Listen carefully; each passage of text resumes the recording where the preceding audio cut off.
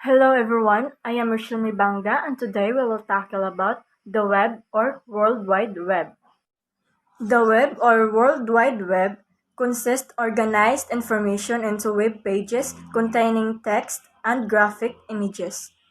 The web also contains hypertext links or highlighted keywords and images that lead to related information. Linked web pages that has a common theme or focus is called a website. The main page that all of the pages on a particular website are organized around and linked back called the site's home page. And now, I will introduce to you the inventor of World Wide Web in 1989. He is Sir Timothy John Berners-Lee.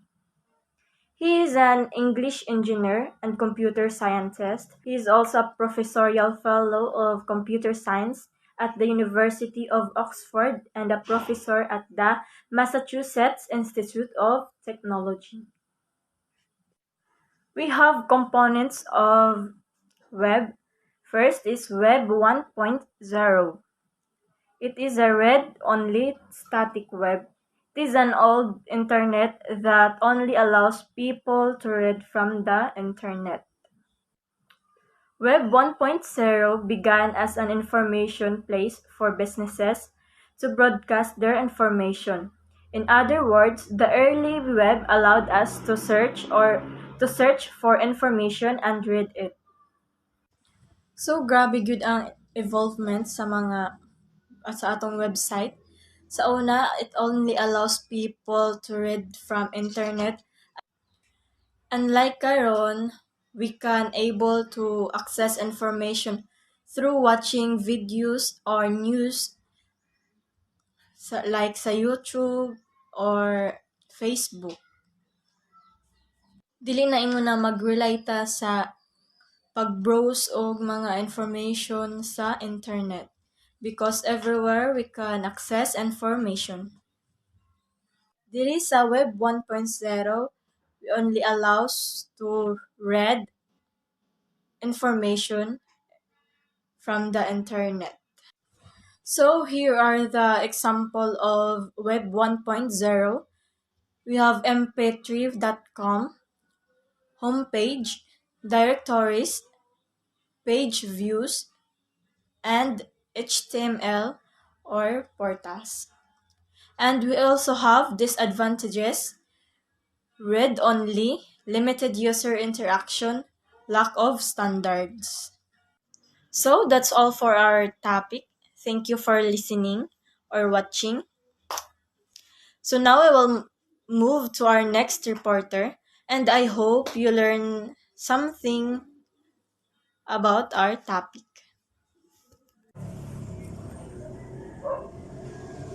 Good day, sir. Day, everyone. My name is Roxanne M. Camino. My report is all about the Web 2.0.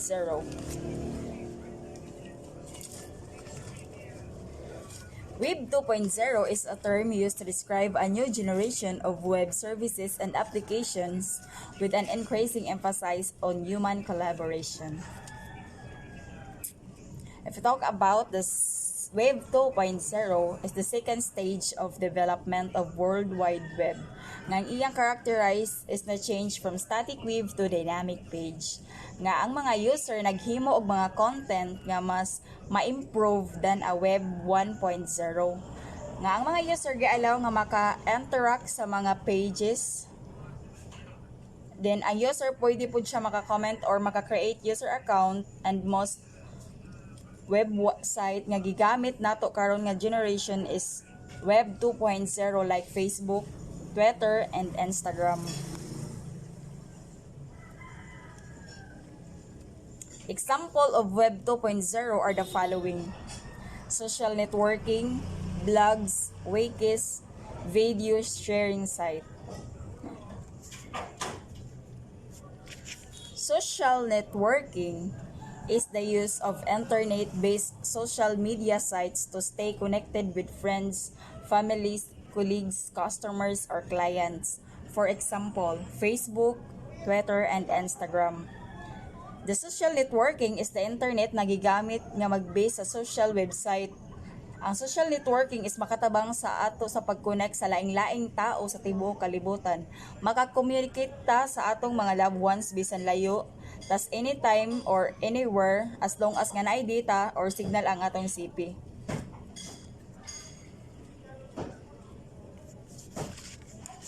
Blogs is a discussion of informal website published on the World Wide Web consisting of discrete, open, informal diary-style text in Greece. Post. Example, WordPress, Blogger, or Tumblr. Ang vlog is like ana sa vlog but wala siya video basically, but in a right way nga pagsulat, ang mga tao is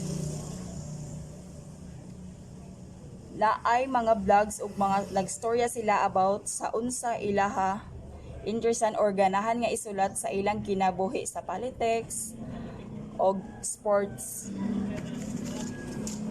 Ang vlogs is pwede ka makapost either certain vlog, business vlog, or for entertainment vlog. For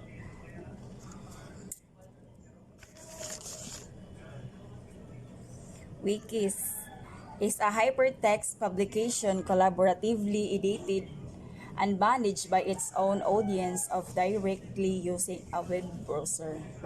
Example, Wikipedia, Wikibox, Wikiversity. Ang wikis is ang mga page nga naay information sa online nga ang mga tao nag-collaborate sa paghimo og tinuod nga topic or project. Isa naka-public nga mga information sa online og limitado para magamit sa organisasyon nga ma-maintain ang internal na kaalaman. Example is ang Wikipedia.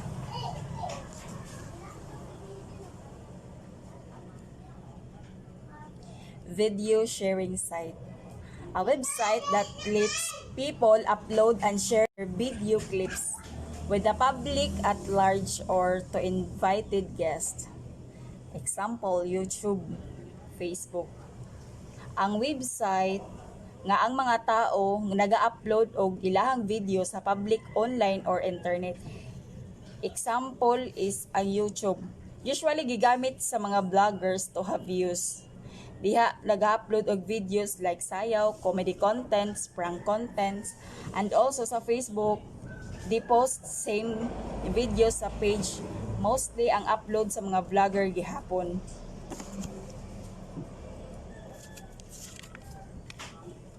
K of features of Wave. Taxonomy, rich user participation, user participations, long tail, software as a service, and mass participation. Taxonomy, user to categorize and classify, arrange information using freely chosen keyword.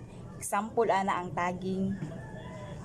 Ang taxonomy is para dali siya makita or mahibalan through using keyword like tagging. For example, in a Facebook nga naa kay picture, graphy din gitag nimo imo friends nga naa sa picture, so dali ra ma-identify sa mga tao kung kinsa ang mga naa sa picture.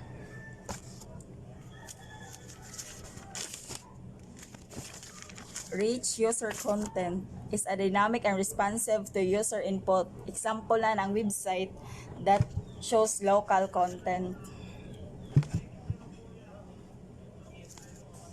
User participations.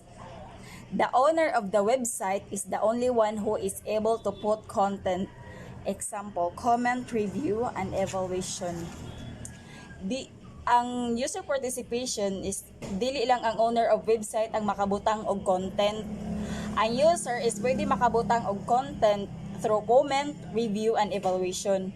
For example, sa product of Shopee, mag-order kas ilaha item, then gi-deliver nila ug niabot ang imong item, then mag-review kas site nila, then nag-comment ka og okay ba or dili ang ilang product.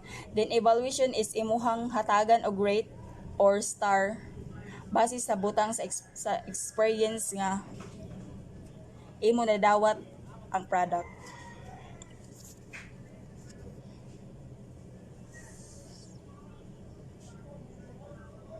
long tail.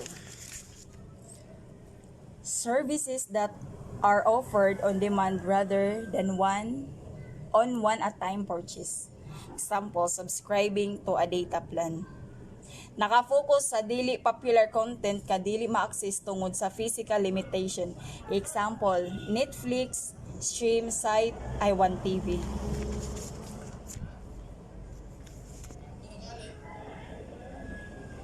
Software as a service. User will subscribe to a software only when needed rather than purchasing them. Example, software rentals. Ang software, for example, ana is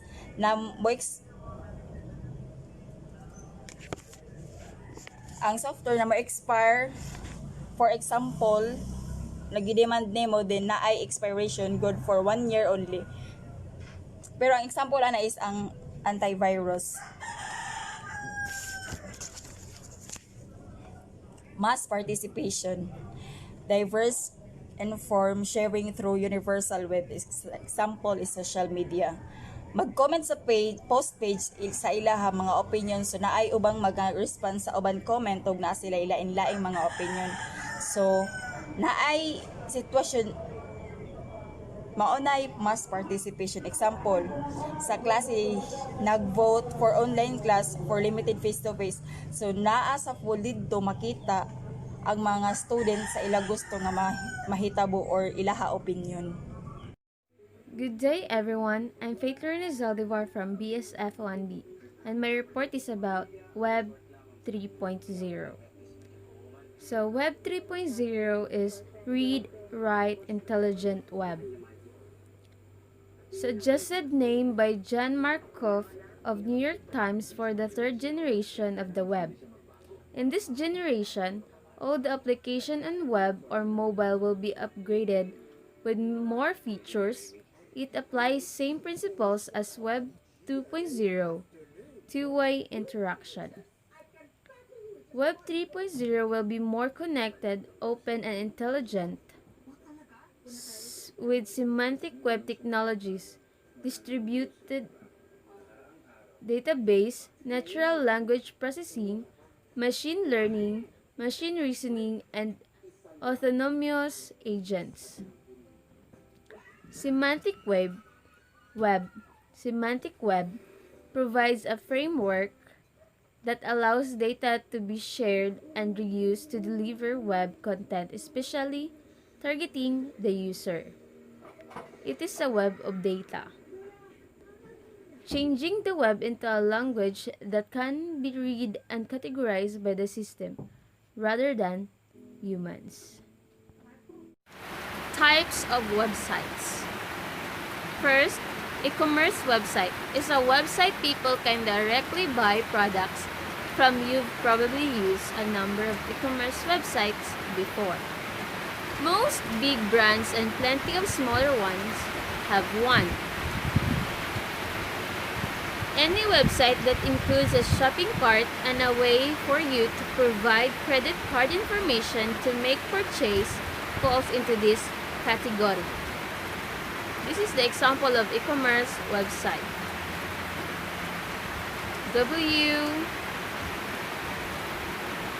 PHP. Second, business website is any website that devoted to represent a specific business. It should be branded like the business and communicate the types of products and or service that business offers. Example of business website is eco-friendly paper cup shops. Third, entertainment website. If you think about your internet browsing habits, you can probably think of a few websites that you visit purely for entertainment purposes. Example of entertainment website is Netflix, YouTube, and YouTube.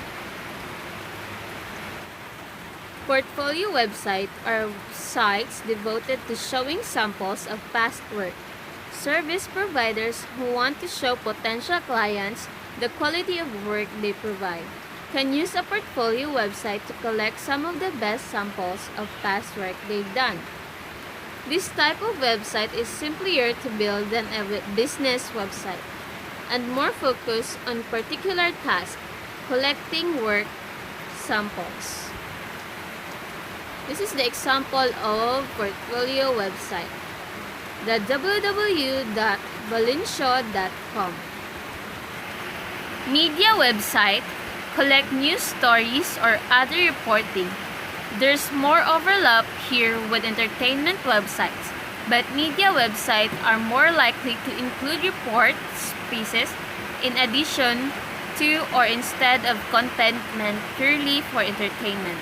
Example of media website is eaglenews.ph. Brochure website are a simplified form of business website for businesses that they need an online presence but don't want to invest a lot into it. A simple brochure site that includes just a few pages that lay out the basics of what you do and provide contact information may be enough for you. Example of brochure website, the www.letsbike.net.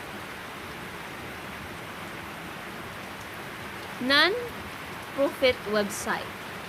In the same way that businesses need website to be their online presence, non-profit do as well. A non-profit website is the easiest way for many potential donors to make donations and will be first people look to learn more about a non-profit and determine if they want to support it. Example of non-profit website is Community Foundation of Sarasota County. Educational website. The website of educational institution and those offering online courses fall into the category of educational website. This website have the primary goal of either providing educational materials to visitors or providing information on an educational institution to them. Example of educational website is Khan Academy. Entrepreneur website. Websites overlap a bit with business and e-commerce websites, but they represent a unique type of online business. Infopreneurs create and sell information products that could be in the form of courses,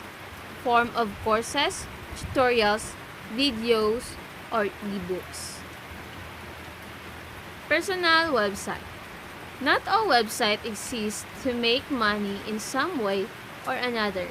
Many people find value in creating personal websites to put their own thought into the world. This category includes personal blogs, vlogs, and photo diaries people share with the world. Example of personal blog is Natasha Audrey Chiza. Web portal are often websites designed for internal purposes that business purpose at a business organization or institution. They collect information in different formats from different sources into one place to make all relevant information accessible to the people who need to see. They often involve a login and personalized views for different users that ensure the information that accessible is most useful to their particular needs. Example of web portals.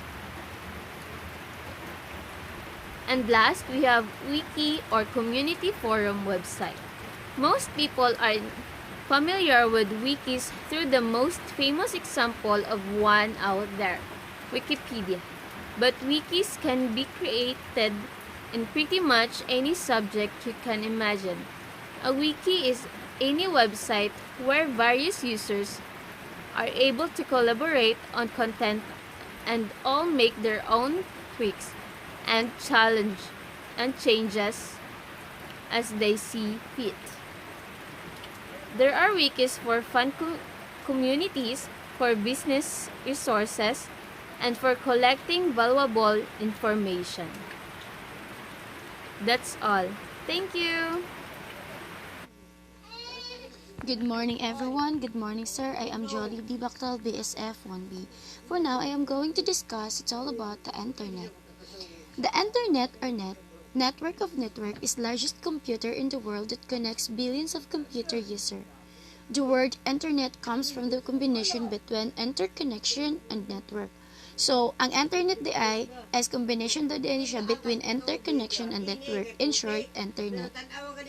Network is a collection of computer and devices via channels and transmission media allowed to share resources, hardware, software, data, and information.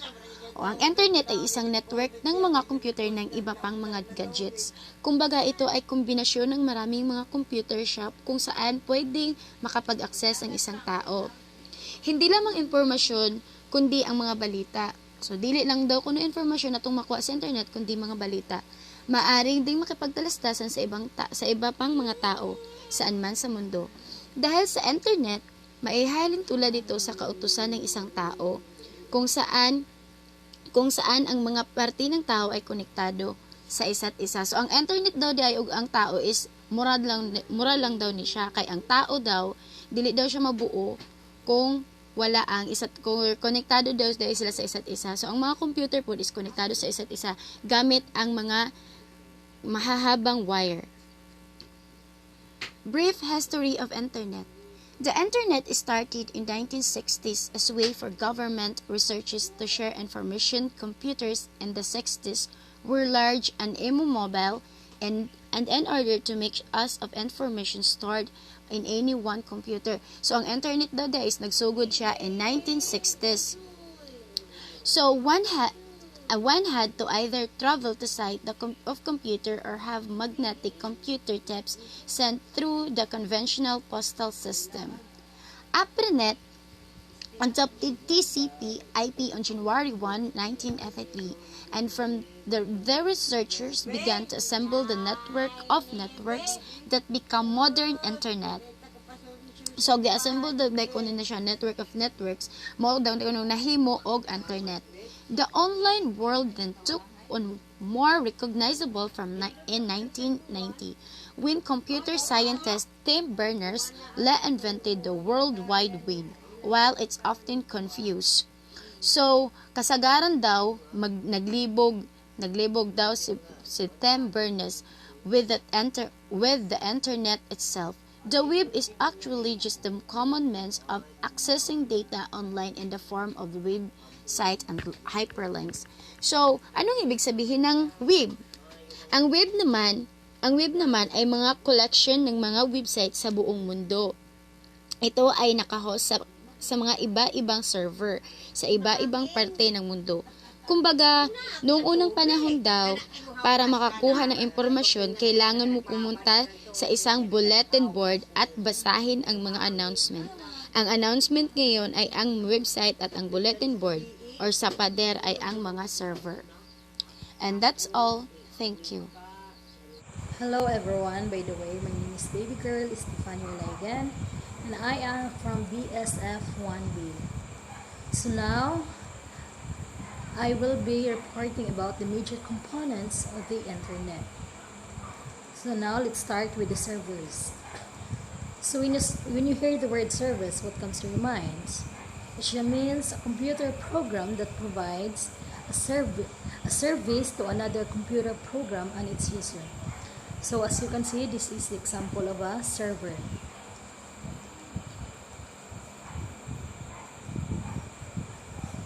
So there's a lot of type of servers. So the first is the application server.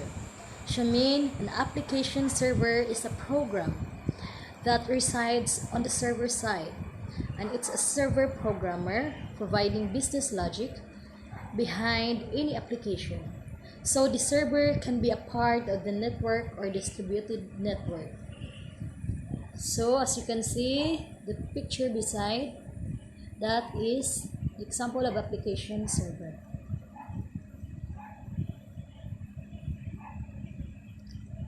The second one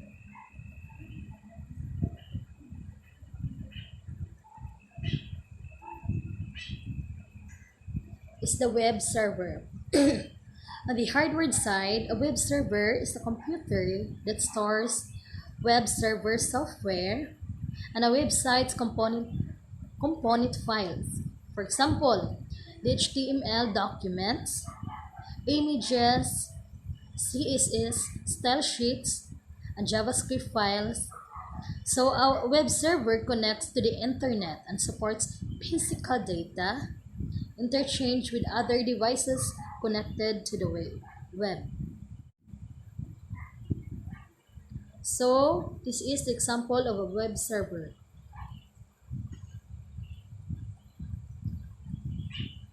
Let's proceed to number 3, the proxy server. So a proxy server is a computer, system, or router that functions as a relay between the client and server. It helps prevent an attacker from invading a private network and is one of several tools used to build a firewall. So the word proxy means to act on behalf of another, and a proxy server acts on behalf of the user.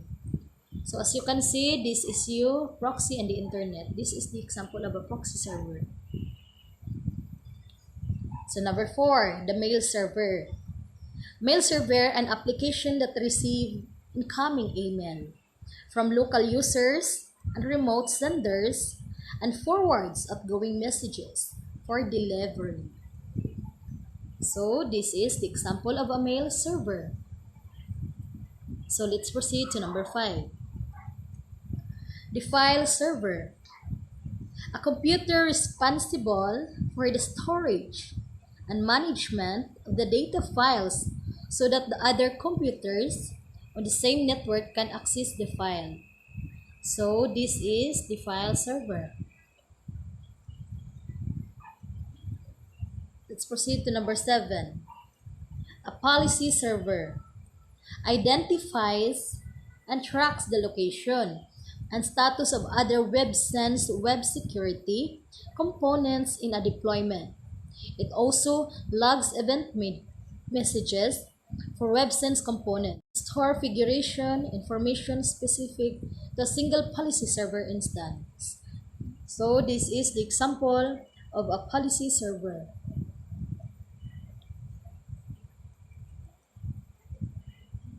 Okay, let's proceed to number 2, the IP address or the Internet Protocol. An Internet Protocol address is a numerical label such as 192.0,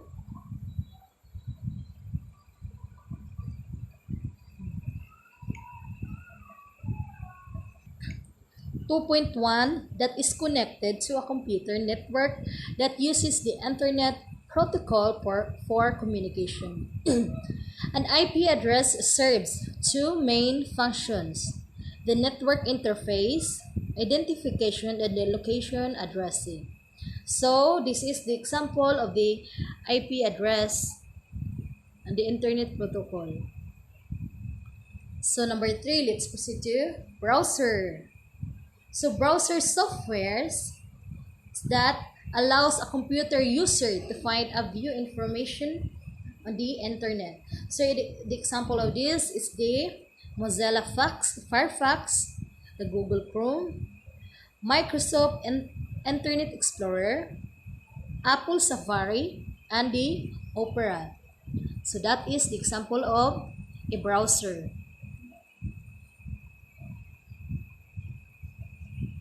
So let's proceed to number 4, the domain name system or the DNS. So what do you mean by DNS? The domain name system, DNS, is the phone book of the internet.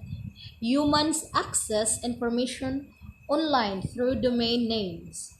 So these are the example of DNS, just like the www.example.com, www.facebook.com, yeah, and so on and so forth.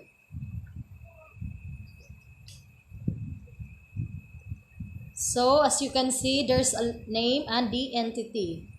When you say .com, that means commercial. And when you say that .com org, it means organization. .net means network. .edu means education. .gov shall mean national and state government agency.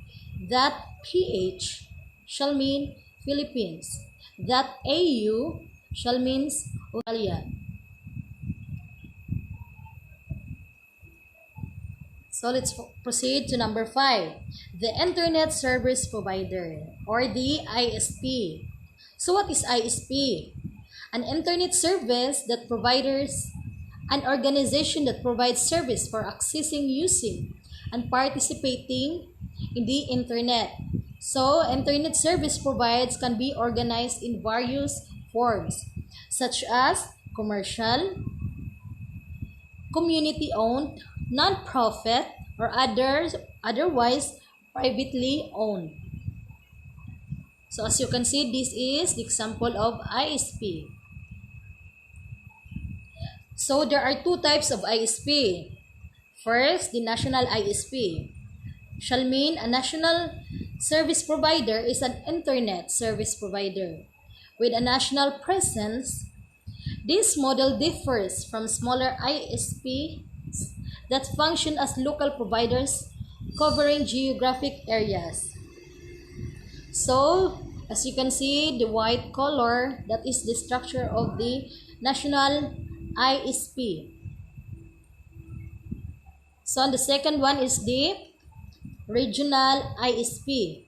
It's defined as an ISP which has subscribers within the franchise area and with a majority of its customers located within no more than 3 metropolitan statistical areas contiguous with the MSA in which the franchise is located.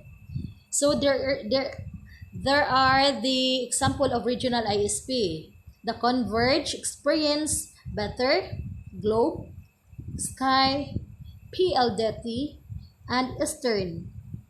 So, I hope you learned something from my topic. That's all for today, and thank you. Good morning, everyone. Good morning, sir. Again, I am Jolly B. Bactel, BSF1B, and I am going to discuss to you the uses of internet. The internet is used for many things, such as electronic mail, online chat, file transfer, and the interlink web pages and other documents of the World Wide Web. The most used service on the internet is the World Wide Web, which is called the web. So, ang internet ay ginagamit pala sa maraming bagay, like electronic mail, online chat, watch and post videos, games, take college courses, monitor home while away kana wala ka sa inyo ha, wala ta sa atong balay, mag-monitor ta kung unsa nay mga kuan didto mga nahitabo, financial transaction, download music and videos. So, pag maboard ta, mag-download tag music or mga videos, look for information, school works, jobs, and home purposes, send and receive electronic mail, video teleconferencing, video call, or video chat, or makig-video call ka, makig-video chat sa imong mga kabarkada or whatever, buy and sell product, kung dito pud ka kung sa internet, mag-post og imong pangbaligya, or dito pud ka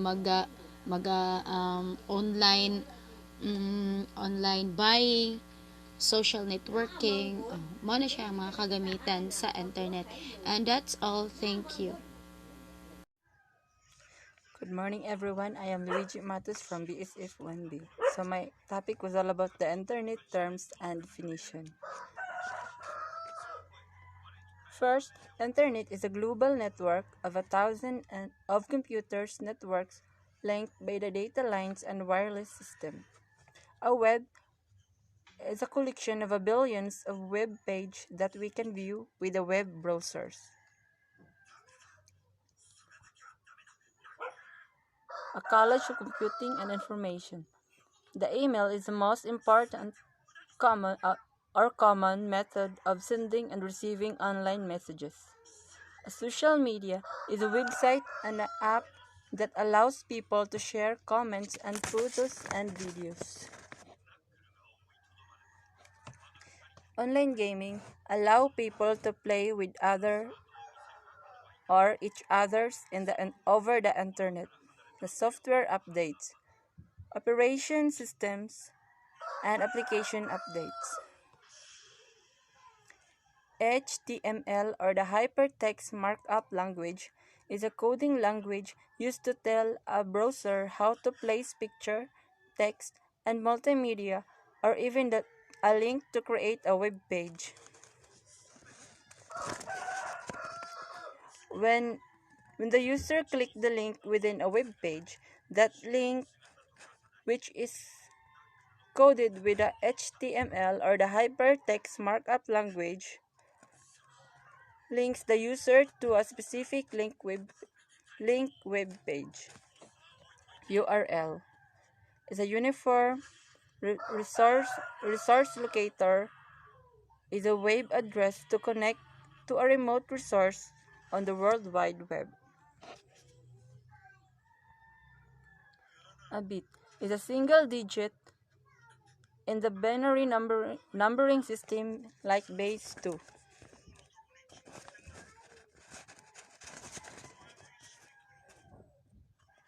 For example, 1 is a bit or 0 is a bit. The bit generally consists of 8 bits. Upload means to transfer data to a computer to another computer.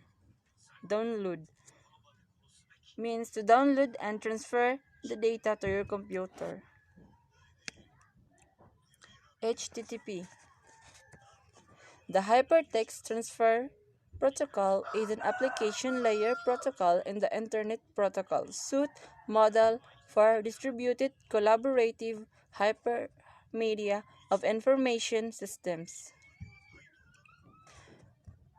When the web page has a prefix, the links and the text and picture should work correctly in a web browsers. The HTTPS, or the Hypertext Transfer Protocol, it is used for secure communication over a computer network and is widely used on the internet. The router or the router modem is a hardware device that acts as the traffic cop for network signals. Encryption is a process of encoding information. The Webbot is to apply any programs or applets used in the internet, like posting message to multiple new groups, such as or doing search for information, such as posting message to multiple new groups. The encryption. Lastly is a search engine. Specialized the software such as Google and Yahoo that lets www browser users search for information on the web by using keywords phrases. Thank you.